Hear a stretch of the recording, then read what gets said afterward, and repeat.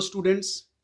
आज की वीडियो में हम लोग डिस्कस करेंगे meaning and importance of economic planning.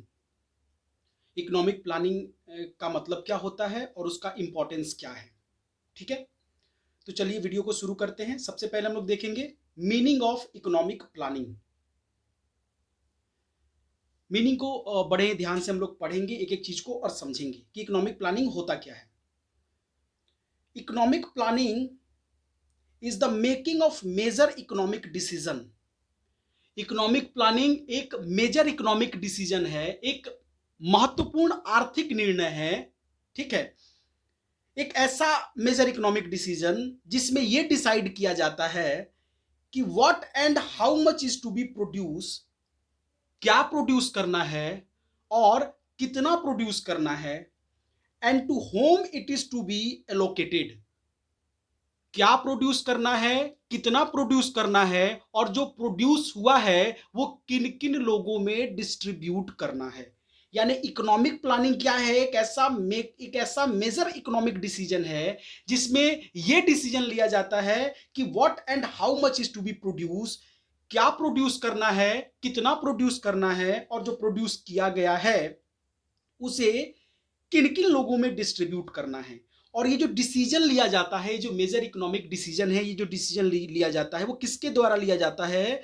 Bye the conscious decision of a determinate authority. ये जो डिसीजन लिया जाता है कि क्या प्रोड्यूस करना है, कितना प्रोड्यूस करना है और जो प्रोड्यूस हुआ है वो किन किन लोगों में डिस्ट्रीब्यूट करना है, ये डिसीजन कौन लेता है? तो ये डिसीजन एक प्रमुख अथॉरिटी, एक कॉन्साइसियस डिसीजन के थ्रू एक डिटरमिनेट अथॉरिटी ये डिसाइड करती है। और ये जो अथॉरिटी ये जो डिसीजन लेती है वो किस बेसिस पर डिसीजन लेती है? ये ऐसे ही डिसीजन नहीं लेती है, ये on the basis of comprehensive survey of the economic system as whole। पूरे इकोनॉमिक सिस्टम के डिटेल्ड सर्वे के बेसिस पर ये डिसीजन लेती है। ये कॉन्साइसियस डिसीजन, ये जो डिटरमिनेट अथॉरिटी है, ये किस बेसिस पर लेती है? तो पूरे इकोनॉमिक सिस्टम के डिटेल्ड सर्वे के बेसिस पर लेती है। यानी हम बोल सकते हैं इकोनॉमिक प्लानिंग क्या है?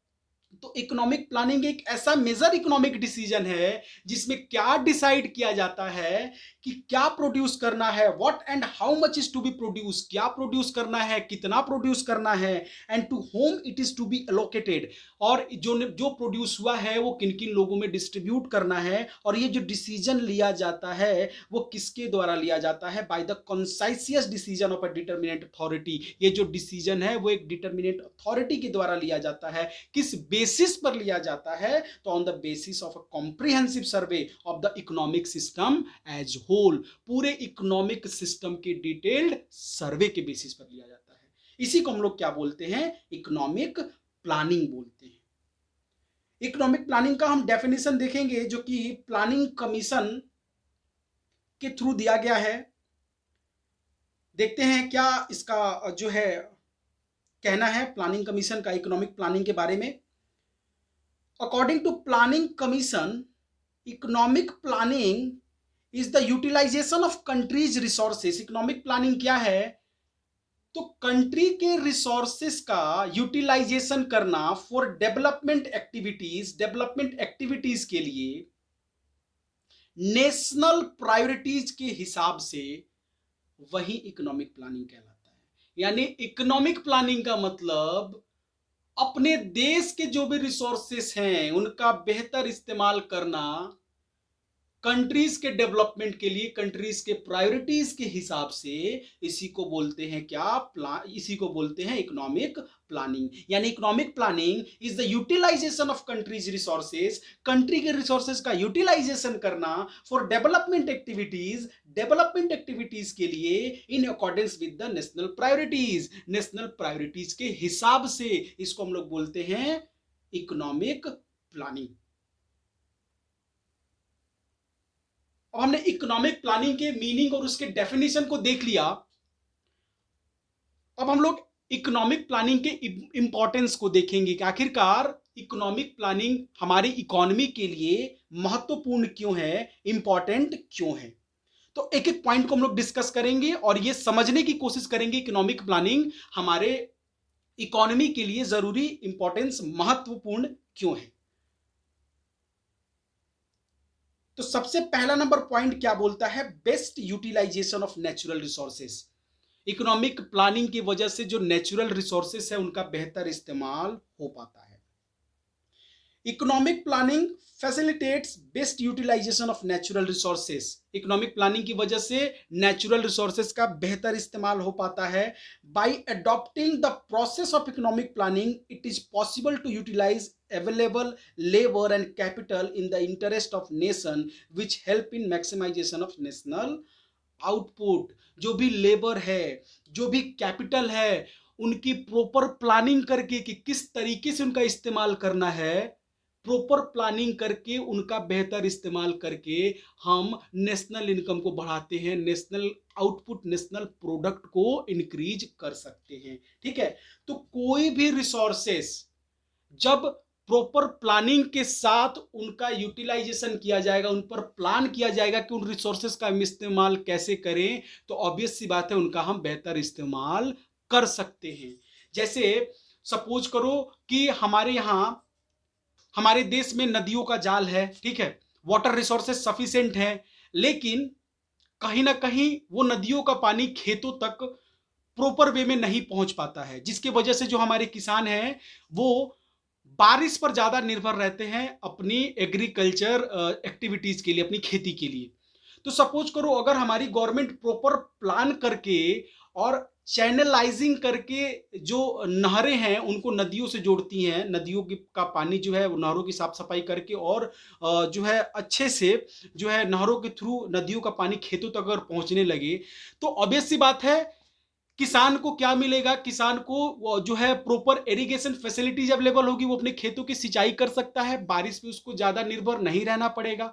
बारिश पे ज्यादा निर्भर रहने की वजह से कभी बारिश होती है, कभी नहीं होती है, कभी ज्यादा होती है, कभी कम होती है, तो एग्रीकल्चर प्रोडक्टिविटी ज्यादा नहीं हो पाती है।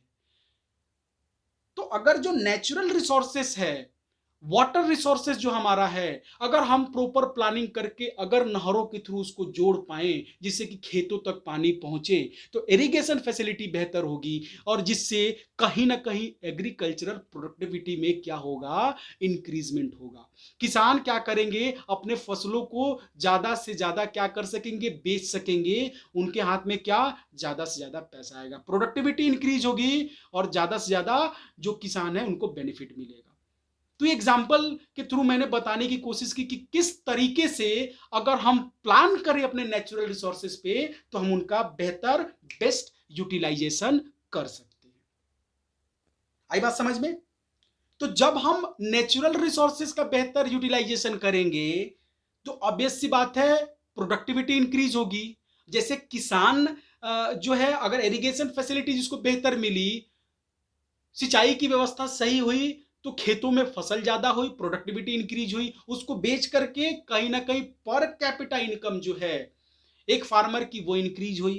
तो इससे क्या होता है, जब हम अपने नेचुरल रिसोर्सेज का बेहतर इस्तेमाल करते हैं तो कहीं ना कहीं नेशनल इनकम और पर कैपिटा इनकम में ग्रोथ होता है, बढ़ोतरी होती है। हमने नेचुरल रिसोर्सेज का बेहतर इस्तेमाल किया, हमने अपने वाटर रिसोर्सेज का बेहतर इस्तेमाल किया, नदियों के पानी को हमने क्या कर दिया, चैनलाइज करके हमने उसको नहरों के थ्रू खेतों तक पहुंचाया, इरिगेशन फैसिलिटी बेहतर हुई, सिंचाई व्यवस्था बढ़िया होने से कहीं ना कहीं जो एग्रीकल्चर प्रोडक्टिविटी है वो इंक्रीज हुई, किसानों को पहले से ज्यादा पैसा मिला, उनका पर कैपिटा इनकम इंक्रीज हुआ। ऐसे ही जब हर एक्टिविटी में हम प्लान करेंगे कि किस तरीके से हम इस पर्टिकुलर सेक्टर को आगे बढ़ाएं, तो कहीं ना कहीं उस सेक्टर में हम क्या करेंगे, जो भी रिसोर्सेस है उनका बेहतर इस्तेमाल करेंगे, इससे कहीं ना कहीं प्रोडक्टिविटी इंक्रीज होगी, तो लोगों का जो उस सेक्टर में इन्वॉल्व है उनका पर कैपिटा इनकम भी जो है बढ़ेगा और ओवरऑल नेशनल इनकम भी क्या होगा, इंक्रीज होगा। वही यहां पे बोल रहा था maximum level of production increase the level of saving and investment which ultimately provide sufficient capital for economic development. यानी कि जब प्रोडक्शन इंक्रीज होता है, प्रोडक्टिविटी बढ़ती है, वो जिस भी सेक्टर में हो। अगर एक बिजनेसमैन की प्रोडक्टिविटी इंक्रीज होगी, उसका प्रॉफिट क्या होगा, बढ़ेगा, तो कहीं ना कहीं वो और ज्यादा इन्वेस्टमेंट करेगा, और ज्यादा इन्वेस्टमेंट करेगा, इससे और ज्यादा ग्रोथ होगा। यानी कि एक पूरे अगर नेशन लेवल पे हम देखें, पूरे कंट्री लेवल पे देखें, तो पूरे कंट्री का क्या होगा, डेवलपमेंट होगा। आई बात समझ में? तो यहां पे ये दिखा रहा है कि इकोनॉमिक प्लानिंग महत्वपूर्ण क्यों है, इंपॉर्टेंट क्यों है। तो इसके वजह से जो नेशनल और पर कैपिटा इनकम है, इसमें ग्रोथ होता है। तीसरा नंबर है इंप्रूवमेंट इन लिविंग स्टैंडर्ड। जब पर कैपिटा इनकम इंक्रीज होगा, अब एक किसान है, उसने फसल बेची, उससे उसको ज्यादा पैसा मिला पहले के कंपैरिजन में, तो जब पर कैपिटा इंक्रीज होता है, तो कहीं ना कहीं जीने का तरीका चेंज होता है। जो व्यक्ति पहले कम रिसोर्सेस में जी रहा था, गरीबी की हालत में जी रहा था, आज अगर उसके पास पैसे होंगे तो कहीं ना कहीं वो बेहतर कपड़े पहनेगा, बेहतर खाना खाएगा, है ना, बेहतर जो है जगह पे रहेगा। यानी कि पर कैपिटा इनकम की वजह से कहीं ना कहीं लिविंग ऑफ स्टैंडर्ड में उसकी इंप्रूवमेंट होगा। वही यहाँ पे बता रहा है, the standard of living of India's population is for below the required level. हमारे इंडिया की जो पॉपुलेशन है, वो कहीं ना कहीं जो लिविंग ऑफ स्टैंडर्ड है, बेहतर लिविंग ऑफ स्टैंडर्ड, वो कहीं ना कहीं अटेन नहीं कर पाती है, उस लेवल से काफी नीचे जो है अपना जीवन यापन करती है। क्योंकि यहाँ के लोगों का पर कैपिटा इनकम क्या है, कम है। यहाँ का जो पॉपुलेशन है लार्ज लेवल पे, वो कहीं ना कहीं जो बेसिक नीड्स है अपने लाइफ की, वो भी पूरा नहीं कर पाता है। और इसके पीछे का मेन रीजन क्या है, इसके पीछे का मेन रीजन है low level of per capita income. तो अगर low level of per capita income को हम लोगों ने सही कर लिया, low level of per capita income अगर हट गया, लोगों का पर कैपिटा इनकम अगर इंक्रीज हो गया, तो सीधी सी बात है जो लिविंग ऑफ स्टैंडर्ड है उसमें इंप्रूवमेंट हो जाएगा। यानी कि इकोनॉमिक प्लानिंग से हमने रिसोर्सेस का बेहतर यूटिलाइजेशन किया, हमारी प्रोडक्टिविटी बढ़ी, जिसकी वजह से पर कैपिटा इनकम इंक्रीज हुआ, नेशनल इनकम इंक्रीज हुआ, कहीं ना कहीं लोगों के रहन सहन का तरीका भी क्या हुआ, बदला, यानी लिविंग ऑफ स्टैंडर्ड में भी इंप्रूवमेंट आया। जो चौथा नंबर पॉइंट है वो है फुल एम्प्लॉयमेंट। एम्प्लॉयमेंट लेवल में भी कहीं ना कहीं एक बढ़ोतरी होती है, और बहुत ही महत्वपूर्ण है, इंपॉर्टेंट है प्लानिंग। आज जैसे कि हम लोग देख सकते हैं एमएसएमई सेक्टर, एमएसएमई सेक्टर में बहुत ज्यादा गवर्नमेंट क्या कर रही है, उसके लिए प्लान कर रही है, क्योंकि गवर्नमेंट को पता है एमएसएमई सेक्टर अभी 11 करोड़ से ज्यादा जो है एम्प्लॉयमेंट प्रोवाइड कराती है हमारी कंट्री में। तो गवर्नमेंट को इस चीज का एहसास है कि ये सबसे ज्यादा एम्प्लॉयमेंट प्रोवाइड कराती है और आगे भी करा सकती है। और बहुत बड़ी खासियत क्या है, गांव और शहरों दोनों तरफ ये क्या कर सकती है, एम्प्लॉयमेंट प्रोवाइड करा सकती है। यानी लोग अगर अपने घर पे छोटे लेवल का रोजगार शुरू करें, तो कहीं ना कहीं वो बहुत सारे लोगों को इसमें इन्वॉल्व कर सकते हैं, और इससे बहुत सारे लोगों को रोजगार मिल सकता है। तो गवर्नमेंट क्या कर रही है, गवर्नमेंट प्रॉपर प्लानिंग कर रही है। आत्मनिर्भर भारत योजना के थ्रू बहुत जो है क्या दिया गया, सब्सिडी दिया गया, बहुत सारा जो है रिलीफ दिया गया, बहुत सारा इंकरेजमेंट दिया गया एमएसएमई सेक्टर को, है ना। जो है बहुत 5 लाख तक का जो है सिक्योरिटी फ्री लोन वगैरह दिया गया, टैक्सेशन में बहुत सारे छूट दिए गए। ये भी कहा गया कि आने वाले कुछ सालों तक अगर आपको लॉस होगा तो उसमें भी गवर्नमेंट आपको क्या करेगा, हेल्प करेगा। यानी ये सारी पूरी प्लानिंग गवर्नमेंट ने की एमएसएमई सेक्टर को आगे बढ़ाने के लिए, क्योंकि कहीं ना कहीं उसको ये एहसास है कि एमएसएमई सेक्टर पे अगर हम प्लान करेंगे प्रॉपर, तो कल को ये ज्यादा से ज्यादा इंप्लॉयमेंट जनरेट करेगा हमारे देश में। तो यहां पे बोल रहा है कि the problem of unemployment can be scale down by encouraging the development of small and cottage industry in the country. जो अनएम्प्लॉयमेंट की प्रॉब्लम है, उस प्रॉब्लम को कम किया जा सकता है जो स्मॉल एंड कॉटेज इंडस्ट्री है उसको डेवलप्ड करके। It will reduce the pressure of population on agriculture. अब जैसे एक व्यक्ति, उसके पास एक जमीन है और घर में 5 आदमी है, पांचों आदमी जो है मिलके खेती करता है, प्रेशर ज्यादा है एग्रीकल्चरल लैंड पे। अगर सपोज करो उस गांव में छोटे छोटे उद्योग धंधे खुल जाए, तो जो व्यक्ति इस पांचों लोग जमीन पे एक ही एग्रीकल्चरल लैंड पे काम कर रहे थे वो दूसरे धंधे में लगेंगे, जो वहां पे जो छोटे छोटे उद्योग धंधे खुलेंगे तो कहीं ना कहीं वो वहां पे काम करने जाएंगे। यानी कि डिफरेंट सोर्सेस से इनकम आने लगा उस घर में। पहले जहां उस एग्रीकल्चर लैंड पे 5 आदमी काम कर रहा है, अब 4 आदमी चला जा रहा है दूसरे जगह काम कर रहे हो, सिर्फ एक आदमी काम कर रहा है, यानी कि 4 अलग अलग जगह से भी इनकम आने लगा। तो पर कैपिटा इनकम उस फैमिली की क्या हो गई, इंक्रीज हो गई, लिविंग ऑफ स्टैंडर्ड भी बढ़ गया। यानी कि प्लान गवर्नमेंट करती है small scale and cottage industry को ज्यादा से ज्यादा डेवलप किया जाए, क्योंकि वो ज्यादा से ज्यादा एम्प्लॉयमेंट प्रोवाइड कराएगा, एग्रीकल्चर लैंड पे जो है प्रेशर कम होगा। और इसी के लिए हर 5 ईयर प्लान में और हमेशा गवर्नमेंट क्या करती है, प्लानिंग करती है।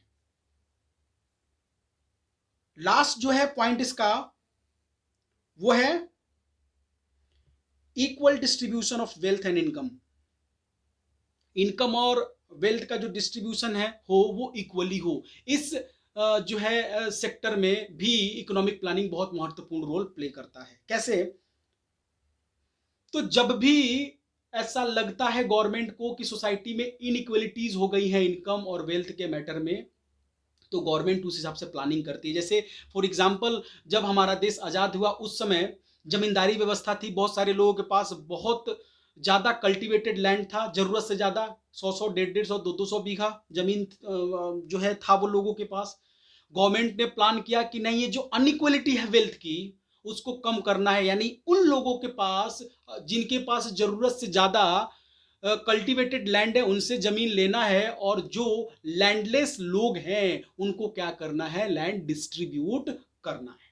तो गवर्नमेंट ने क्या किया, प्रॉपर प्लान किया, उस हिसाब से गवर्नमेंट ने सेलिंग एक्ट वगैरह जैसे लॉ लाए और कोशिश की कि जो सोसाइटी में अनइक्वल डिस्ट्रीब्यूशन है वेल्थ और इनकम का उसको कम किया जा सके। ऐसे समय समय पे गवर्नमेंट क्या करती है, प्लानिंग लाती है, जैसे ही उसको एहसास होता है कि सोसाइटी में इनकम और वेल्थ का डिस्ट्रीब्यूशन अनइक्वल हो गया है। ठीक है, इससे क्या होता है कि जो मास लेवल पे जो पॉवर्टी है उसको कम करने का जो है वो कोशिश किया जाता है। तो ये था हम लोगों का 5 मेन इंपॉर्टेंस, यानी इकोनॉमिक प्लानिंग क्यों इंपॉर्टेंट है किसी भी इकोनॉमी के लिए। तो ये 5 पॉइंट थे। सबसे पहला क्या, इकोनॉमिक प्लानिंग की वजह से ही हम अपने नेचुरल रिसोर्सेज का क्या कर पाते हैं, बेहतर इस्तेमाल, बेस्ट यूटिलाइजेशन कर पाते हैं। जब हमारा नेचुरल रिसोर्सेज का हम बेस्ट यूटिलाइजेशन करेंगे तो कहीं ना कहीं इससे प्रोडक्टिविटी इंक्रीज होगी, इससे पर कैपिटा इनकम और नेशनल इनकम में भी इंक्रीजमेंट होगा। जब पर कैपिटा इनकम हमारा बढ़ेगा तो हमारे जीवन जो रहने सहने का ढंग है, जो लिविंग ऑफ स्टैंडर्ड है, वो भी कहीं ना कहीं इंप्रूव होगा। इकोनॉमिक प्लानिंग एम्प्लॉयमेंट जनरेशन में भी बहुत हेल्पफुल होता है। जैसे मैंने एग्जांपल दिया, कभी गवर्नमेंट ने प्रॉपर प्लानिंग किया कि जो एमएसएमई सेक्टर उसको आगे बढ़ाना है, क्योंकि एमएसएमई सेक्टर बहुत ज़्यादा इंप्लॉयमेंट जनरेट करता है ना, तो प्रोडक्टिविटी लिंक्ड इंसेंटिव स्कीम वगैरह लाया। ठीक है, बहुत सारे सिक्योरिटी फ्री लोन्स वगैरह जो है ग्रांट किए गए, ताकि ज़्यादा से ज़्यादा लोग इनकरेज हो एमएसएमई सेक्टर में जो है आने के लिए। ठीक है, एमएसएमई सेक्टर स्टैब्लिश करने के लिए, जिससे कि लोगों को क्या हो सके, ज़्यादा से ज़्यादा एम्प्लॉयमेंट दिया जा सके। तो ये भी गवर्नमेंट क्या कर रही है, प्लान कर रही है, यानी प्लानिंग का यहाँ भी एक इंपॉर्टेंट रोल है। अगला मैंने बताया लास्ट कि जब भी गवर्नमेंट को लगता है कि सोसाइटी में इनकम और जो वेल्थ का डिस्ट्रीब्यूशन है वो अनइक्वल हो गया है, तो गवर्नमेंट क्या करती है, प्लानिंग करती है, और प्लानिंग करके ये डिसाइड करती है कि जो सोसाइटी में इनकम और वेल्थ का अनइक्वल डिस्ट्रीब्यूशन हुआ है उसको मेंटेन किया जा सके, जो लोग गरीबी रेखा से नीचे जो जी रहे हैं उनको क्या किया जा सके, थोड़ा सा उनकी गरीबी को जो है वो कम किया जा सके। तो इस वीडियो में हम लोगों ने देखा इकोनॉमिक प्लानिंग का मीनिंग, उसका डेफिनेशन, और इकोनॉमिक प्लानिंग इकोनॉमी के लिए क्यों इंपॉर्टेंट है। ठीक है, तो नेक्स्ट वीडियो में हम लोग मिलते हैं नेक्स्ट टॉपिक के साथ। Okay, thank you.